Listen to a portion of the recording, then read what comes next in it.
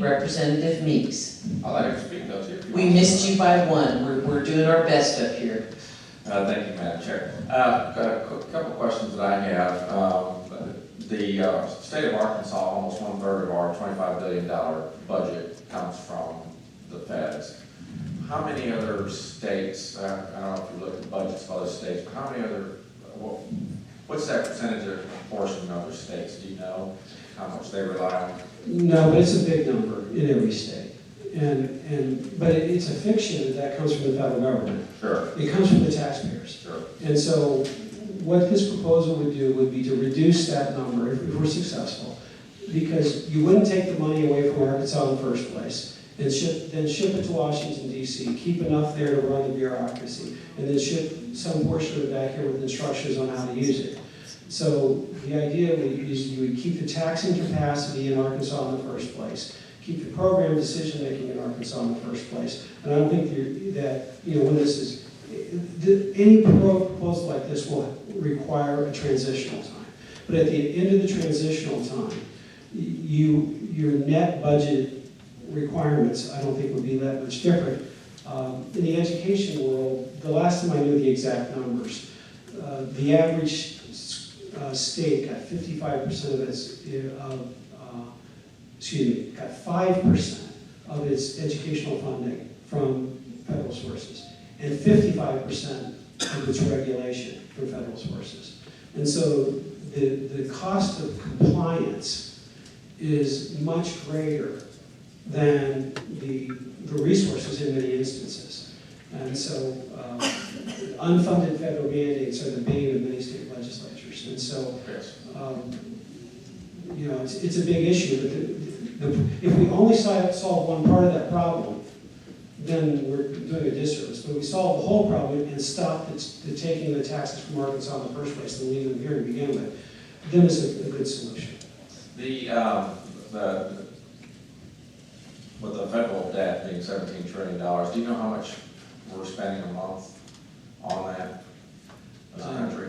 No, I don't know by month, but I would say that the 17 trillion is an understatement, because they haven't calculated in the pensions and the Social Security borrowing and everything that Jim Miller, who was the director of the Office of Management and Budget under Reagan, says that the true debt is more like 100 trillion and maybe north of that, closer to 200 trillion. So it's a big number, an unfathomable number. Other states have, there's been other movements to do like a balanced budget amendment and things like that.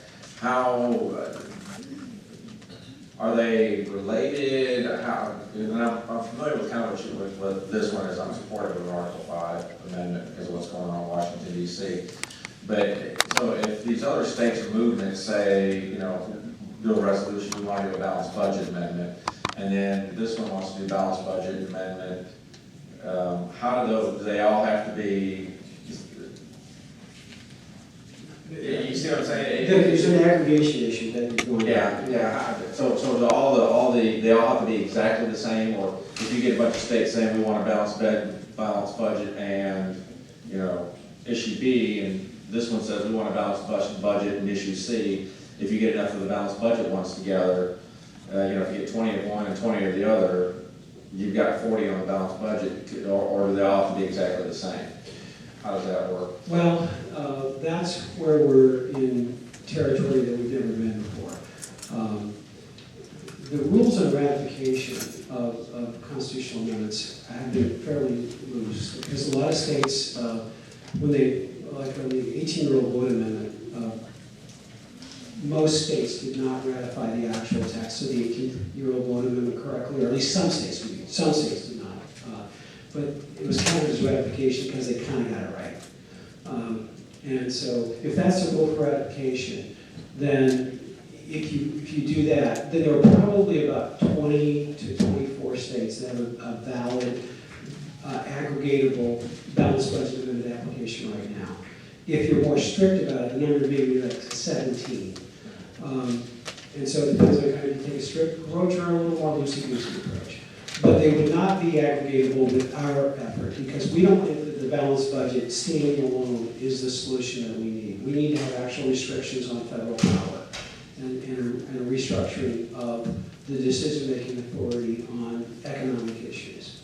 And so and we're, unlike the balanced budget amendment applications, which are written in a great variety of ways, our application has been introduced in 16 states so far, and on the operative language has been identical in all 16 states, and that's our mode of operation, is we want them to all be identical, and they will all say, a convention solely for the purpose of imposing fiscal restraints on the federal government, limiting the power of jurisdiction of the federal government, and putting term limits on federal officials. So there won't be an aggregation issue, there won't be litigation, at least there won't be successful litigation that follows. Balanced budget amendment, there will be litigation, and it will be a close call. Okay, I have 2 more quick questions. Next one is if we do this application, how long is it enforced for? It's enforced as long as Arkansas Legislature wants it to be enforced. So if you rescind it, it is gone. If you put a time limit on it, it's gone. But if you don't do either of those things, it's there until you get 34 states. Okay, and then the final question, one of my concerns on a balanced budget amendment is there's 2 ways to balance a budget. First off, you limit your spending, which is what we all hope it does. The other way is you can raise taxes out the wazoo, so you bring in the money. What are your thoughts on preventing the Washington going tax hike crazy in order to quote unquote balance their budget? And that'll be my final question. Thank you, Madam Chair. That's why we say impose fiscal restraints rather than balance the budget, because I think there needs to be a package for the very reasons you say. And the proposal that I personally favor, but this would be the work of the convention to craft the actual language. And I believe the convention will be actually dominated by members of state legislatures who know these things well. But my proposal would be you require a supermajority in Congress to raise taxes.